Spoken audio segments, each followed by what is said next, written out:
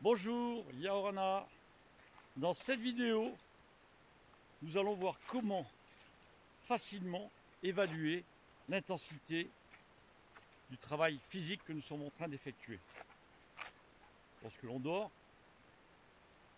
le corps a besoin d'énergie pour maintenir les fonctions vitales, comme la respiration, le rythme cardiaque, le cerveau, la digestion, le tonus musculaire.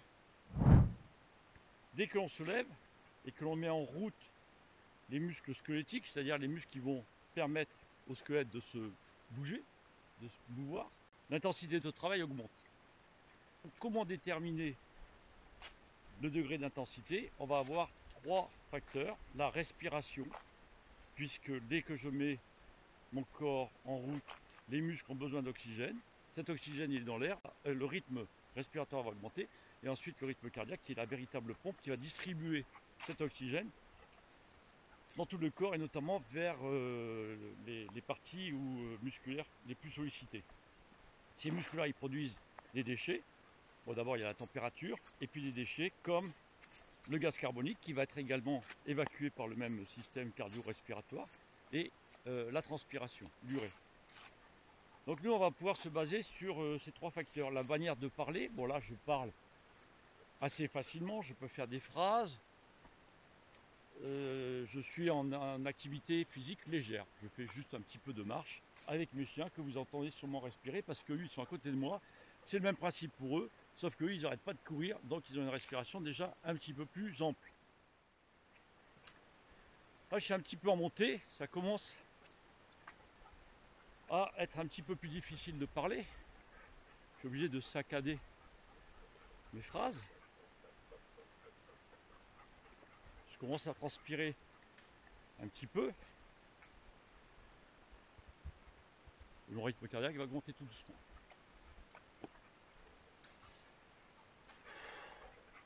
Alors pourquoi c'est important de déterminer l'intensité d'activité physique? Tout simplement que ça permet de savoir où on est au niveau de notre forme physique. Et surtout,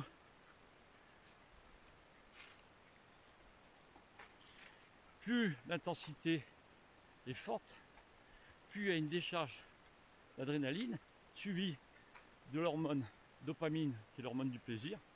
En gros, plus je vais aller chercher dans l'intensité physique, et plus, ça va être difficile, mais à contrario, je vais éprouver plus de plaisir et avoir envie d'y retourner, de façon à ce que l'activité physique ne soit plus une contrainte, mais un besoin, un plaisir et un besoin. C'est pour ça que c'est intéressant d'aller chercher cette augmentation de l'intensité. Donc là, j'accélère mon pas.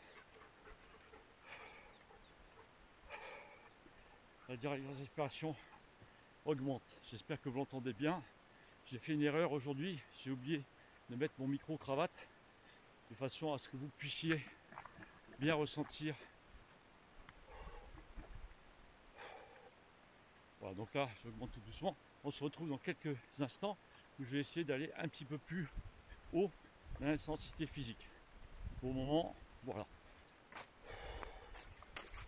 Voilà, je suis à, on va dire, 4 au niveau de l'échelle de Borg qui établit une échelle entre 0 et 10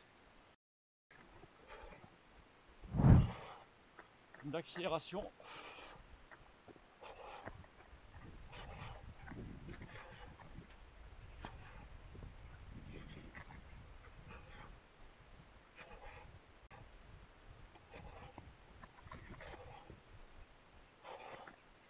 Là, on voit nettement une accélération du rythme, l'augmentation de respiration qui reste vraiment un indicatif majeur. Allez, on va dire que là, entre 5 et 6, allez 6 sur l'échelle de Borg.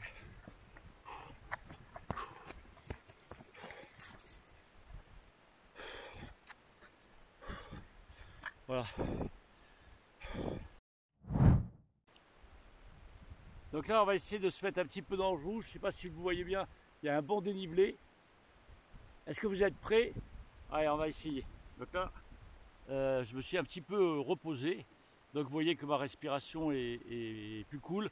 Et ça va être difficile de repartir, mais c'est le but. On y va.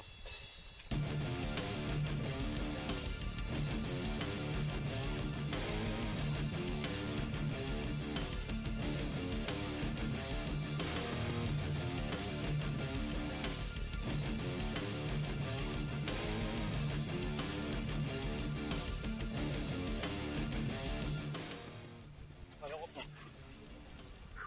Et on recommence.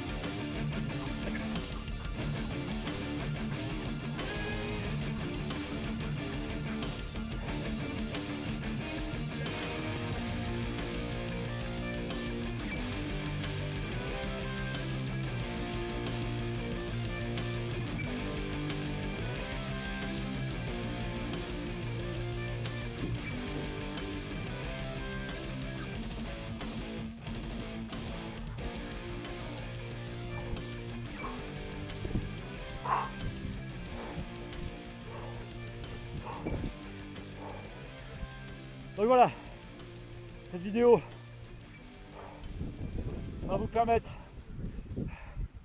de voir comment estimer l'intensité de l'effort qu'on est en train de fournir. Ensuite, je vous ferai une vidéo pour comment planifier, parce qu'il est hors de question de démarrer tout de suite par un effort de 8 sur 10 sur une échelle de Borg. Voilà. Plus le corps est entraîné, je ne suis pas tellement. Et puis la récupération va être rapide.